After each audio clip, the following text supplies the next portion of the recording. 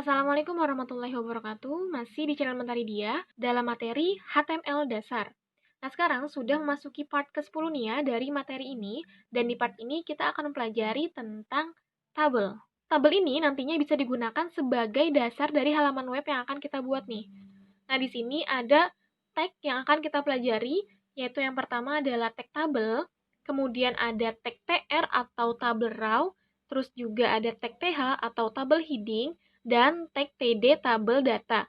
Nah, untuk tabel heading atau tag th, nanti ketika kita menuliskan huruf atau font atau kata di dalam tabel heading, maka mereka yang tertuliskan di dalam tabel heading akan bercetak tebal. Ini kita samakan persepsi ya, antara baris dan kolom. Kalau dikatakan baris berarti yang memang memanjangnya ke samping, kalau kolom berarti yang ke bawah. Oke, di sini kita ketahui ya letak kolom dan baris.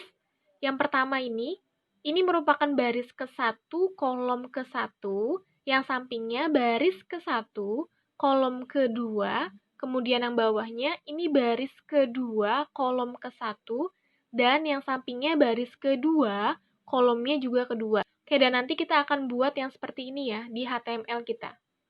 Oke, yang selanjutnya di sini adalah penggunaan tag-nya. Jadi, untuk tag td dan tag th ini berada di dalam tag tr. Dan nanti tag tr, tag td, dan tag th ada di dalam tag tabel. Langsung kita coba di Visual Studio Code. Seperti biasa, sebelum kita memulai materi ini, kita harus simpan filenya terlebih dahulu. Kita klik Explorer-nya. Kemudian kita klik New File. Dan kita beri nama filenya di sini.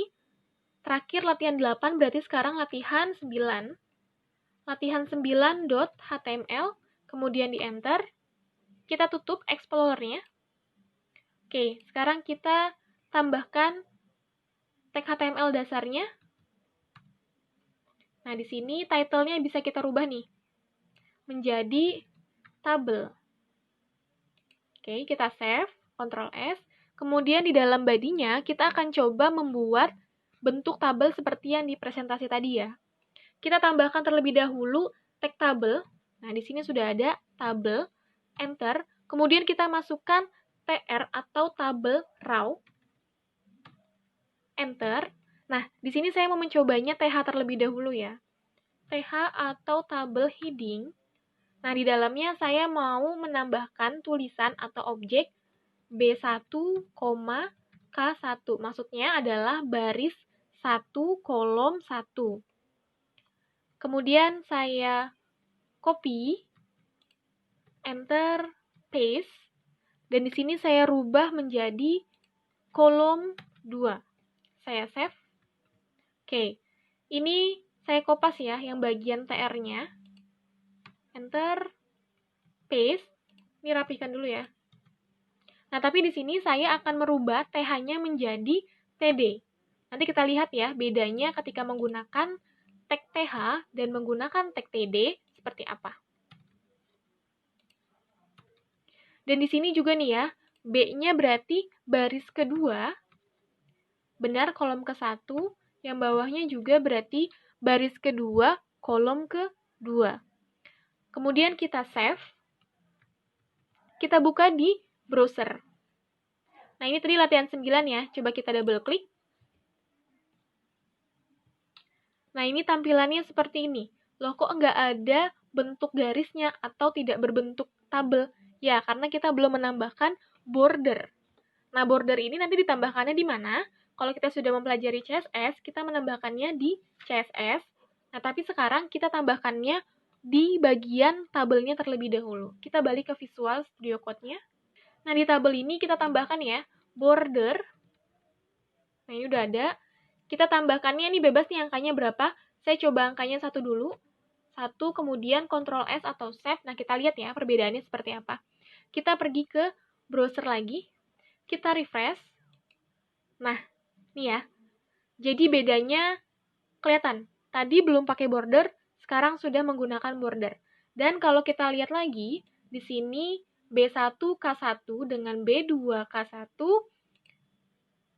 beda. Bedanya adalah yang atas ini bercetak tebal, yang baris keduanya tidak bercetak tebal. Nah, tadi ya, karena yang baris pertama menggunakan tag TH atau tabel heading. Makanya dia otomatis bercetak tebal. Nah, yang bawahnya menggunakan TD atau tabel data. Seperti itu. Nah, nanti penggunaan untuk tag TH ini biasanya digunakan untuk judul-judul di setiap awal tabel. Seperti itu. Kita balik lagi ke Visual Studio Code. Kemudian sekarang saya ingin mencoba untuk menambahkan tulisan ya, menambahkan tulisan yang lainnya. Di sini saya akan hapus aja nih yang B1, K1, kemudian saya ganti menjadi nomor, kemudian TH yang bawahnya saya ganti menjadi nama, dan bawahnya saya enter, kopas aja ya yang TH ini, copy, paste, dan saya akan rubah menjadi kelas. Oke. Berarti di sini saya sudah punya satu baris, dan baris yang kedua, berarti yang TD ini adalah di bawahnya NO atau nomor, saya akan hapus dan rubah menjadi 1, kemudian TD yang kedua di sini akan ada di bawah TH yang ini, berarti akan saya ganti juga di sini menjadi namanya ya, tulisnya dia, kemudian ini saya copy, dan saya enter, dan paste di sini, saya akan ganti menjadi 12 TKJ. Ini contoh aja ya. Oke, kemudian kita save dulu, dan saya mau menambahkan satu data lagi. Saya copy aja dari yang TR ini. TR-nya di copy, kemudian di enter, paste. Nah, ini dirapikan dulu. Dan yang angka 1 saya rubah menjadi 2. Nama diahnya saya ubah menjadi Utami, dan yang TD-nya saya rubah menjadi kelas 11 ya. Oke, kita save. Nah, ingat ya, di sini sudah ada border 1. Berarti nanti sudah dipastikan akan bergaris untuk tabelnya. Kita pergi ke browser untuk merefresh. Kita kemudian refresh. Nah, ini ya, sudah muncul. Jadi, ada nomor 1, 2, nama dia Utami, kemudian kelasnya ada 12 TKJ dan 11 TKJ.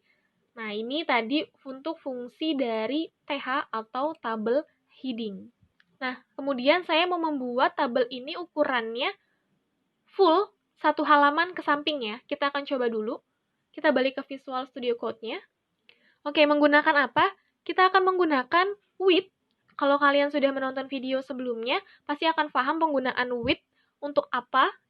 Dan kita akan coba juga ya di sini menggunakan width. Oke, langsung WIDTH. Kemudian sama dengan saya mau membuatnya 100%. Nah, kita save. Kemudian kita buka browsernya untuk refresh. Kita refresh di sini. Nah, ini ya. Jadi dia menyesuaikan satu halaman full ke samping. Tuh, karena kita menggunakannya width atau lebar gitu. Kemudian saya akan coba juga yang height-nya atau tingginya. Kita balik ke Visual Studio Code-nya. Oke, di sini saya akan menambahkan height. Nah. Kemudian sama dengan di sini saya akan buat 200 menggunakan pixel ya sekarang ya. Saya akan cobanya menggunakan pixel, kemudian di save, dan kita buka lagi di web browsernya. Kita refresh. Nah, ini dia.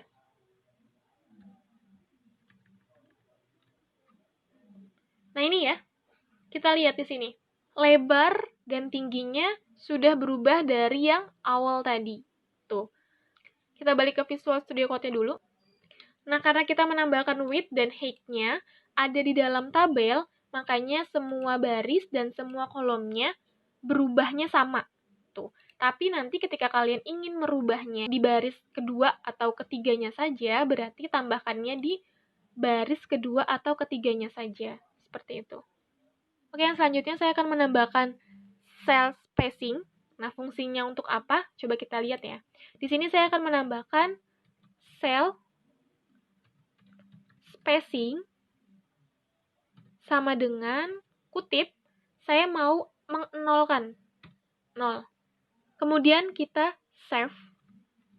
Kita lihat ya di web browsernya, berubahnya seperti apa. Kemudian sekarang kita refresh. Perhatikan baik-baik. Nah, ini dia. Menjadi lebih padat ya garis-garisnya. Tidak ada celah-celah atau rongganya di garis-garisnya. Oke, itu adalah fungsi cell spacing karena saya menambahkan cell spacingnya 0 gitu. Oke, yang selanjutnya saya akan mencoba cell padding. Kita balik ke Visual Studio Code. Nah, di sini saya akan menambahkan cell padding.